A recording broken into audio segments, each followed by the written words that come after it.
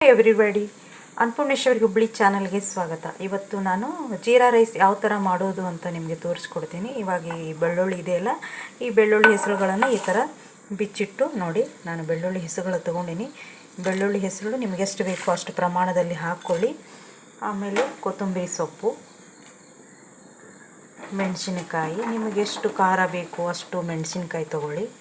ನಂತರ ಅಲ್ಲ ತೊಗೊಳ್ಳಿ. ಇವನ್ನೆಲ್ಲ ಹಾಕ್ಕೊಂಡು ತರಿಯಾಗಿ ರುಬ್ಕೊಳ್ಳೋಣ. ಇವಾಗ ನಾನು ಫಸ್ಟು ಬೆಳ್ಳುಳ್ಳಿ ಹೆಸರು ಹಾಕ್ಕೊಂಡೆ, ಆಮೇಲೆ ಕೊತ್ತಂಬರಿ ಸೊಪ್ಪು, ಮೆಣಸಿನ್ಕಾಯಿ, ಅಲ್ಲ, ಇದನ್ನೆಲ್ಲ ತರಿಯಾಗಿ ನಾವು ಜಜ್ಕೊಳ್ಳೋಣ. ಯಾಕಂದರೆ ಈ ಕುಟಾಣಿಯಲ್ಲಿ ಕುಟ್ಟಿದರೆ ನಾವು ಯಾವ ಥರ ಜಾಸ್ತಿ ಎಲ್ಲ ರುಚಿ ಹಾಗೆ ಟೇಸ್ಟಿ ಕೊಡುತ್ತೆ. ಮಿಕ್ಸಿಯಲ್ಲಿ ಆ ಥರ ರುಚಿ ಬರೋದಿಲ್ಲ. ಹಾಗಾಗಿ ಕುಟಾಣಿಯಲ್ಲಿ ನಾವೀಗ ಕುಟ್ಕೊಂಡು ಬರೋಣ. ನೋಡಿ, ಇವಾಗ ಇಷ್ಟು ತರಿ ಆದರೆ ಸಾಕು. ನೋಡಿ, ಇಷ್ಟು ತರಿಯಾಗಿ ಬಂದರೆ ಸಾಕು. ನಾನು ಕುಕ್ಕರ್ನಲ್ಲಿ ಮಾಡೋ ಥರ ನೀವು ಮಾಡಿ ನೋಡಿ. ನೀವು ಬೇಕಾದರೆ ದಬ್ರಿಯಲ್ಲೋ ಬಾಣಲಿಯಲ್ಲೋ ಮಾಡ್ಕೋಬೋದು. ನನಗೆ ಕುಕ್ಕರ್ ಕಂಫರ್ಟೇಬಲ್ ಆಗೋದ್ರಿಂದ ನಾನು ಕುಕ್ಕರ್ದಲ್ಲಿ ಮಾಡ್ತಾಯಿದ್ದೀನಿ. ಈಗ ನಾನು ಗ್ಯಾಸ್ ಆನ್ ಮಾಡ್ಕೊಂಡು ಕುಕ್ಕರ್ ಇಟ್ಕೊಂಡಿನಿ. ಇವಾಗ ಎಣ್ಣೆ ಹಾಕ್ಕೊಳ್ಳೋಣ. ಎಣ್ಣೆ ಹಾಕೊಳ್ಳೋದಿದ್ರೆ ಎಣ್ಣೆ ಹಾಕ್ಕೊಳ್ಳಿ, ಇಲ್ಲ ತುಪ್ಪ ಹಾಕೋತಿದ್ರೆ ತುಪ್ಪ ಹಾಕ್ಕೊಳ್ಳಿ. ನಾನು ಎಣ್ಣೆ ಹಾಕ್ಕೊಳ್ಳೋದ್ರಿಂದ ನೀವು ನೋಡ್ಕೊಳ್ಳಿ. ಇವಾಗ 1 ಸ್ಪೂನ್ ಎಣ್ಣೆ, ನಾನು 2 ಟೇಬಲ್ ಸ್ಪೂನಷ್ಟು ಎಣ್ಣೆ ತೊಗೊಂಡೀನಿ. ಇವಾಗ ನಾನು 2 ಪಲಾವ್ ಎಲೆ ತೊಗೊಂಡೀನಿ. ಪಲಾವ್ ಎಲೆ ಹಾಕಿ, ಇದಕ್ಕೆ ಮೇನು ಜೀರಿಗೆ ಇರಬೇಕು ಇದಕ್ಕೆ. ಯಾಕೆಂದರೆ ಜೀರಾ ರೈಸ್ ಅಂದರೆ ಜೀರಿಗೆ ಇರಬೇಕು. ಹಾಗಾಗಿ ಜೀರಿಗೆ ಎಷ್ಟು ಹಾಕೋತೀರಿ ಅಷ್ಟು ರುಚಿಯಾಗಿ ಬರುತ್ತೆ ರೈಸು. ಇವಾಗ ನಾವೇನು ಮಸಾಲೆ ರುಬ್ಬಿಟ್ಕೊಂಡೇವಲ್ಲ ಆ ಮಸಾಲೆನ ಇದರೊಳಗೆ ಹಾಕ್ಕೊಳ್ಳೋಣ. ಇವಾಗ ಸ್ವಲ್ಪ ಇದನ್ನು ಕೈಯಾಡಿಸ್ಕೊಳ್ಳಿ.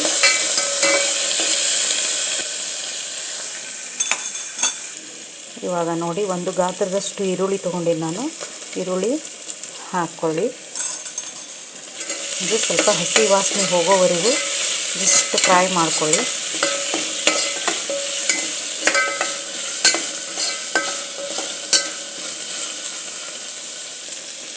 ನಾನಿಲ್ಲಿ ಕಲ್ಲುಪ್ಪು ಬಳಸುತ್ತೇನೆ. ನೀವು ಯಾವುದಾದ್ರೂ ಜಿನ್ನುಪ್ಪಾದರೂ ಬಳಸ್ಬೋದು, ಇಲ್ಲ ಕಲ್ಲುಪ್ಪಿದ್ರೆ ಕಲ್ಲುಪ್ಪು ಬಳಸ್ಬೋದು.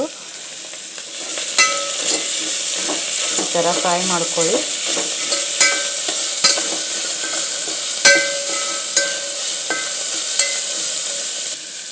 ಇವಾಗ ನೋಡಿ, ನಾನು ಮಟನ್ ಮಸಾಲ ಹಾಕ್ಕೊಳತ್ತೀನಿ. ಅಂದರೆ ಬಿರಿಯಾನಿಗೂ ಹಾಕ್ಕೋಬೋದು, ಇಲ್ಲ ಮಟನಿಗೂ ಚಿಕನಿಗೂ ಹಾಕ್ಕೋಬೋದು. ನಾನೇ ಪ್ರಿಪೇರ್ ಮಾಡ್ತೇನೆ ಇದು ಮಸಾಲ, ಹಾಗಾಗಿ ಈ ಜೀರಾ ರೈಸ್ಗೆ ಹಾಕ್ಕೊಂಡೀನಿ.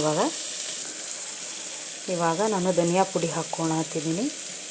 ಧನಿಯಾ ಪುಡಿ ಹಾಕ್ಕೊಂಡು ಚೆನ್ನಾಗಿ ಇವಾಗ ಫ್ರೈ ಆಗಿದೆ.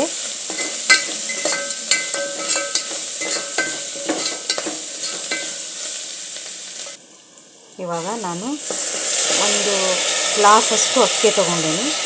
ಅಕ್ಕಿ ತೊಗೊಂಡು ಜಸ್ಟ್ ಫ್ರೈ ಮಾಡ್ಕೊಳ್ಳಿ.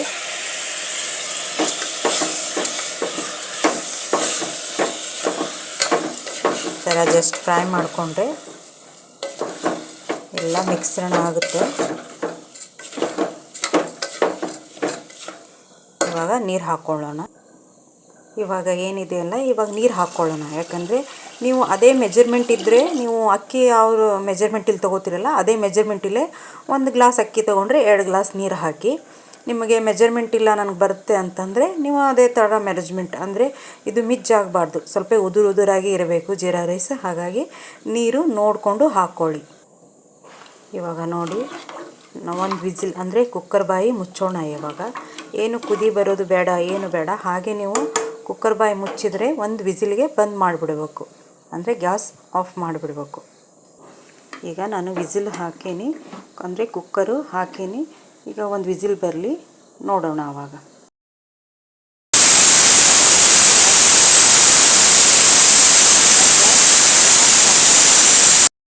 ಇವಾಗ ನಾನು ತೆಗಿತೀನಿ.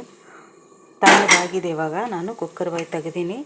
ನೋಡ್ಕೊಳ್ಳಿ, ಎಷ್ಟು ಸಲೀಸಾಗಿ ಬಂದಿದೆ ಜೀರಾ ರೈಸು. ಇದೇ ಥರನ ನೋಡಿ, ಈ ಥರ ಉದುರಾಗಿ ಜೀರಾ ರೈಸು. ನೀವು ಕುರ್ಮಾ ಅಥವಾ ದಾಲ್ ಫ್ರೈ, ಚಿಕನ್ ಫ್ರೈ ಏನಾದರೂ ಇದಕ್ಕೆ ನೆಂಚ್ಕೊಂಡು ತಿನ್ಕೋಬೋದು. ಆದರೆ ಸಖತ್ತಾಗಿ ಬರುತ್ತೆ, ಮಾಡ್ಕೊಳ್ಳಿ. ಈ ಥರ ಉದುರಾಗಿ ಎಷ್ಟು ಚೆನ್ನಾಗಿ ಬಂದಿದೆ. 5 ನಿಮಿಷದ ಕೆಲಸ ಫ್ರೆಂಡ್ಸ್, ಮಾಡ್ಕೊಳ್ಳಿ. ತಿನ್ಕೊಳ್ಳಿ ಅಂತ ಹೇಳ್ತಾ ಇದಕ್ಕೆ ನಾವು ಬಾಜಿ ಯಾವ ಥರ ಬಾಜಿ ಅಂದರೆ ನೀವು ಆಲೂಗಡ್ಡೆ ಬಾಜಿ ಮಾಡ್ಕೋಬೋದು, ದಾಲ್ ಫ್ರೈ ಮಾಡ್ಕೋಬೋದು, ಚಿಕನ್ ಫ್ರೈ ಮಾಡ್ಕೋಬೋದು. ಇವಾಗ ನಾನು ಚಿಕನ್ ಫ್ರೈ ಮಾಡ್ಕೊಂಡಿನಿ, ನೋಡೋಣ ಕಾಂಬಿನೇಷನ್ ಹೇಗಾಗುತ್ತೆ ಅಂತ. ಇವಾಗ ನಾನು ಚಿಕನ್ ಫ್ರೈ ನೋಡಿ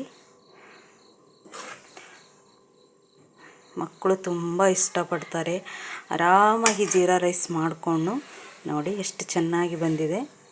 ಆರಾಮಾಗಿ ತಿನ್ಕೋಬೋದು ಫ್ರೆಂಡ್ಸ್. ನೋಡಿ ಒಂದೇ ವಿಸಿಲಿಗೆ ಈ ಥರ ಜೀರಾ ರೈಸು ನಾವು ಮಾಡೋ ವಿಧಾನ ಕರೆಕ್ಟಾಗಿದ್ದರೆ ಜೀರಾ ರೈಸು ನೀಟಾಗಿ ಬರುತ್ತೆ. ನೋಡಿ ಇಲ್ಲಿ ಎಷ್ಟು ಜೀರಾಗಳು ಕಾಣುತ್ತೆ. ನಾವು ಇದಕ್ಕೆ ಹೆಚ್ಚಿಗೆ ಜೀರಾ ಹಾಕ್ಕೊಂಡ್ರೆ ಟೇಸ್ಟ್ ಇನ್ನೂ ಚೆನ್ನಾಗಿ ಬರುತ್ತೆ. ನೋಡಿ ಫ್ರೆಂಡ್ಸ್, ನನ್ನ ವಿಡಿಯೋ ಇಷ್ಟ ಆದರೆ ಲೈಕ್ ಮಾಡಿ, ಕಮೆಂಟ್ ಮಾಡಿ ಹಾಗೂ ಶೇರ್ ಮಾಡಿ. ಬೆಲ್ ಐಕನ್ ಕ್ಲಿಕ್ ಮಾಡಿಕೊಡಿ ಫ್ರೆಂಡ್ಸ್.